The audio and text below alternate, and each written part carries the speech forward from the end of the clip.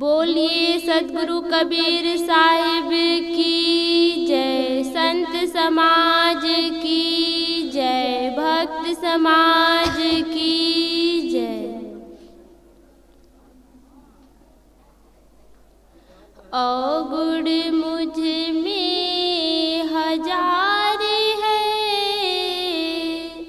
तुम सद्गुण की खान। शरण गहे की लाज रखो, हे मेरे भगवान। शरण गहे की लाज रखो, हे मेरे भगवान। परम पूजनीय गुरुदेव जी, अर्चनी वंदनी संत समाज, सम्माननीय भक्त सज्जनों एवं भक्तिमती माताओं, साहिब जी द्वारा मेरे लिए भी आज्ञा हुई है, सो आज्ञा पालन हेतु कुछ देर प्रस्तुत हूँ। एक इंग्लिश का विचारक कहता है, हु इज ब्लाइंड, अर्थात अंधा कौन, किसे हम अंधा कहे। वह विचारक उत्तर देता है, अंधा वह है जो अपनी अंतःकरण को नहीं देखता, जो अपनी अंतःकरण की आवाज को नहीं सुनता, वही असली अंधा है।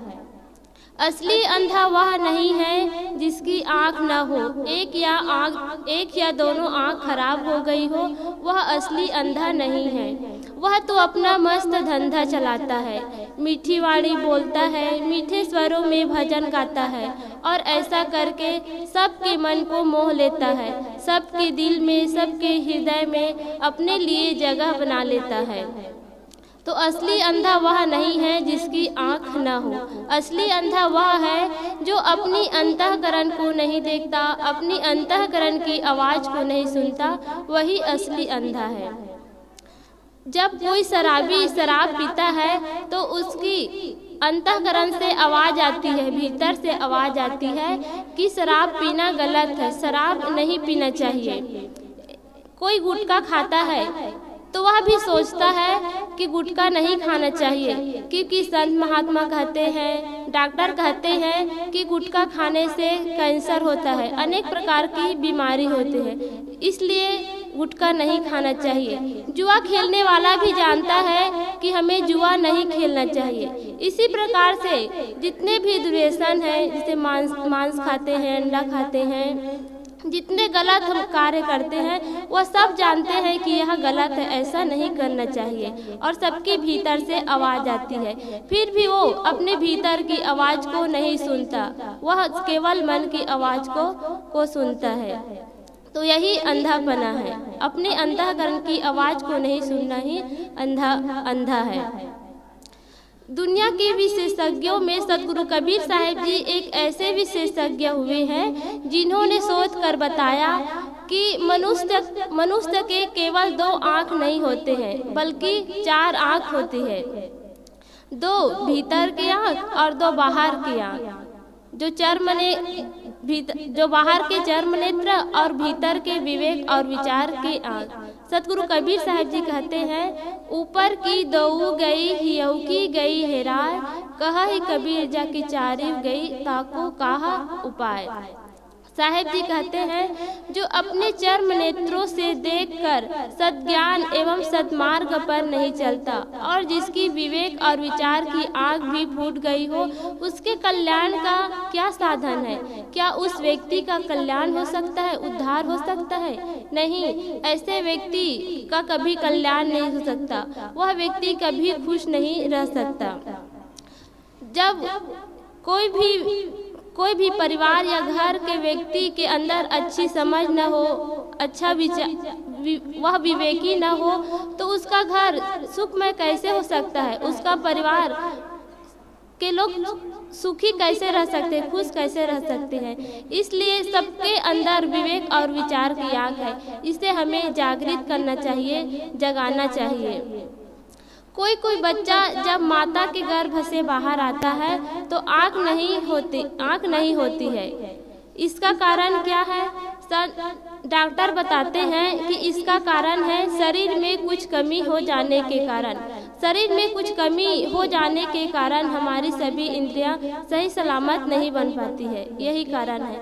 और संत महात्मा बताते हैं कि शरीर में कुछ कमी या फिर पूर्व कर्म के संस्कार के कारण होता है।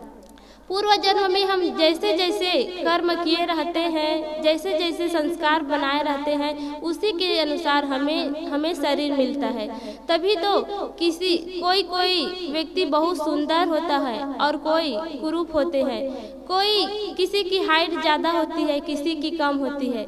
इसी प्रकार से विभिन्नता पाई जाती है। तो इसका कारण है पूर्व जन्म की संस्कार।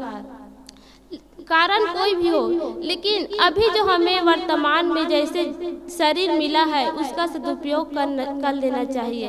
अगर हमारे पास सही सलामत हमारी सभी इंद्रियां सही हो, ठीक हो, और अगर उसका हम सही उपयोग नहीं करते हैं, दुरुपयोग करते हैं, तो इसका प्रभाव हमारे मन पर पड़ता है, फिर हमारे शरीर पर पड़ता है। आँख वाले व्यक्ति भी अंधे व्यक्ति से ज़्यादा बुरी तरह से अपने जीवन को बना लेता है।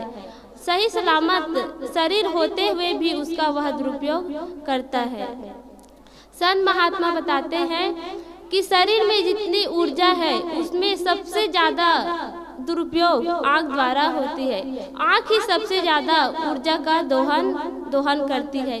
इसीलिए संत महात्माओं की आँख नम एवं झुकी हुई होती है। सदगुरु कबीर साहब जी कहते हैं, भाई रे नयन रसिक जो जागे, पार ब्रह्म अविगति अविनाशी, कैसे के मन लागे। किसी ने सदगुरु कबीर साहब जी से आकर पूछा हो कि साहेब, हमारा मन तो बहुत पामर है, हमारा मन ईश्वर पर, राम पर कैसे लग सकता है, हमारा उद्धार का तो कोई रास्ता ही नहीं दिखता है।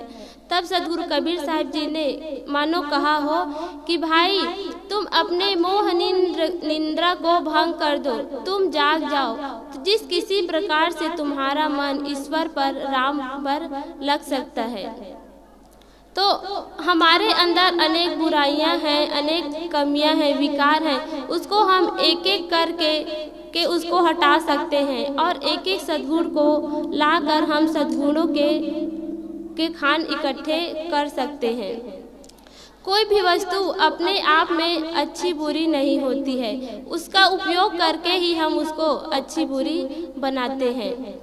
रावण के पास सब कुछ था, वह विद्वान था, सब कुछ था, धन दौलत था, लेकिन उन्होंने पराये स्त्री को गलत निगाह से देखा, उन्होंने गलत दृष्टि से देखा। इसी कारण से उसका विनाश हुआ, उसका सब कुछ का नाश हो गया। तो कोई भी वस्तु अच्छी बुरी नहीं होती है, अगर हम उसका सही उपयोग करते हैं तो वह हमारे लिए वरदान बन जाता है, और उसका यदि हम गलत उपयोग करते हैं तो वही अभिशाप बन जाता है। वह विचारक पुनः कहता है, हु इज लैम, अर्थात लंगड़ा कौन, किसे हम लंगड़ा कहे। वह विचारक उत्तर देता है, लंगड़ा वह है जो सत्य मार्ग से हट जाता है, सही मार्ग से हट जाता है, वही असली लंगड़ा है। असली लंगड़ा वह नहीं है जिसका पैर न हो, जो विकलांग हो, अपाहिज हो, वह असली लंगड़ा नहीं है। वह तो अपना मस्त धंधा चलाता है। हम प्रत्यक्ष देखते हैं, सफ़र में जाते हैं, ट्रेन के सफ़र या बस के सफ़र करते हैं तो देखते हैं कितने विकलांग होते हैं, अपाहिज होते हैं, लेकिन वह कुछ सौदा बेचते रहते हैं, गाते बजाते रहते हैं और यात्रियों के मन को मोह लेते हैं।